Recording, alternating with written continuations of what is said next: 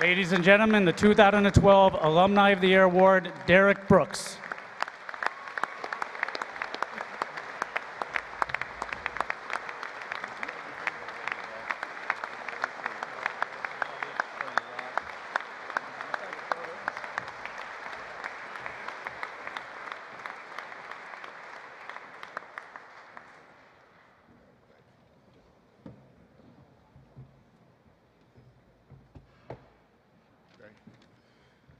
First, before I speak, I want to update you guys. As you may have seen, Herm and myself, along with David, we were listening in to the game. And I want to update you guys to let you know that Baltimore did beat Denver in double overtime. I know Herm and I, we both picked Denver. But Baltimore pulled it out, so congratulations to them. So I won't be long, so you guys can get home and see the second game. First, give honor to God for having us here together. Glorious occasion to not only celebrate these young men, but celebrate you guys. This event has meant a lot to a lot of people over the course of over 100 years. And I'm just thankful that I've had the pleasure of being part of the 93-94 All-American team and now, again, come back and win this Alumni Award. So thank you to the Walter Camp Football Foundation for honoring myself. And I bring greetings on my wife, Carol, as well as our 4 little ones. Well, they're not little no more, but my 4 children. Next, I really just want to say of all the awards that was read, I'm truly honored in the one that was reading about my education. When I started playing football, my goal was very simple, to go to college and be an insurance man. Because some of you guys in the audience, especially here in Connecticut, you might remember the insurance man in my neighborhood, he used to walk around and collect premiums, door to door. And he always wore a nice suit. And my mother and my grandmother, they were very happy to give away money to him, but they frowned about giving money to everybody else. So one day I just asked Mr. Herbert, I said, Mr. Herbert, why does everybody always be happy to give you money? You've got a nice suit, and I assume that's a very nice car. You know, what do I got to do to get a job like you? He said, well, Derrick, you just got to go to college. And that was it for me, to go to college, collect money, get a suit, and have the same job as Mr. Herbert.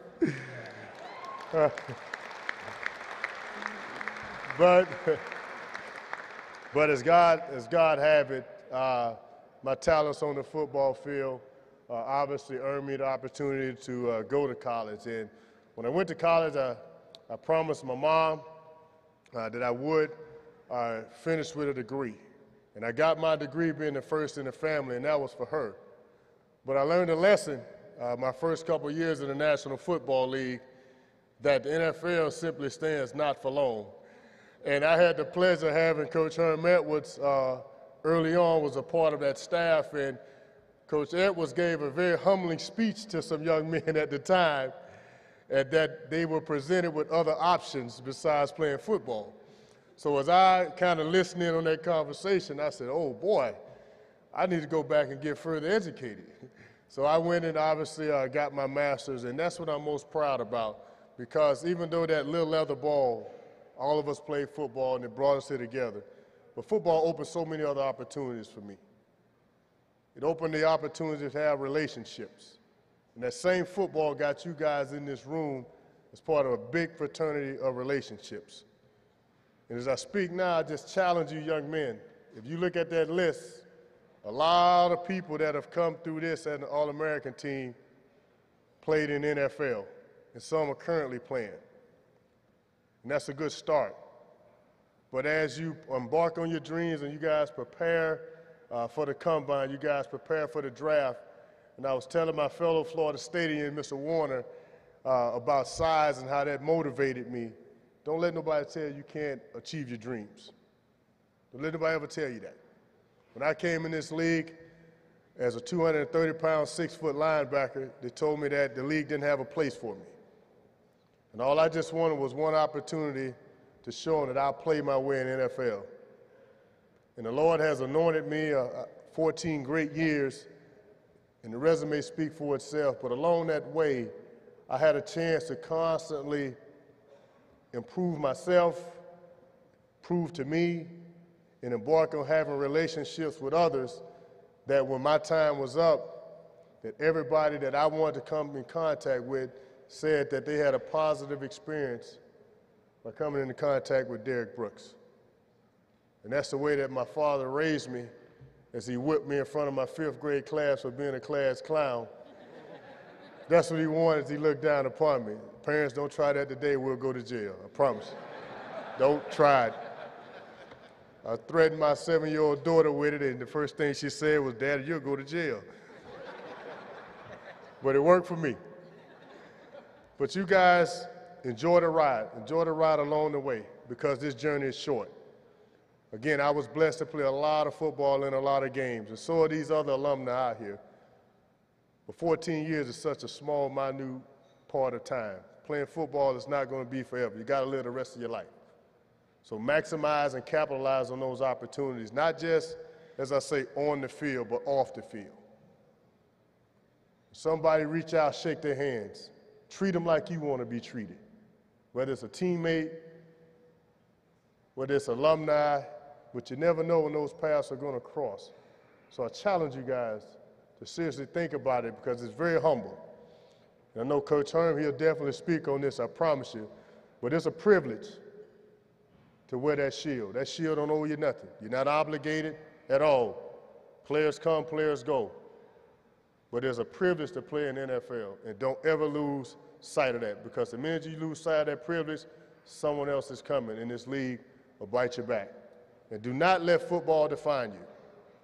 I want to challenge you guys with that also. I was number 55 for the Tampa Bay Buccaneers, but number 55 for the Tampa Bay Buccaneers was never Derrick Brooks. Derrick Brooks' father, husband, put on his pants the same way as everybody else. And I went out and I did my job, but I never let my job define me.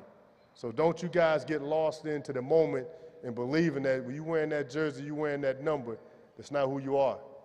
That's what you do. That's what you do. That's why you're in the college, to get your education, and football is that vehicle. But don't let that vehicle drive you. You always drive that vehicle. You're a student athlete. You're not an athlete student. You're a student athlete first and foremost. Don't ever forget it. Don't ever forget it.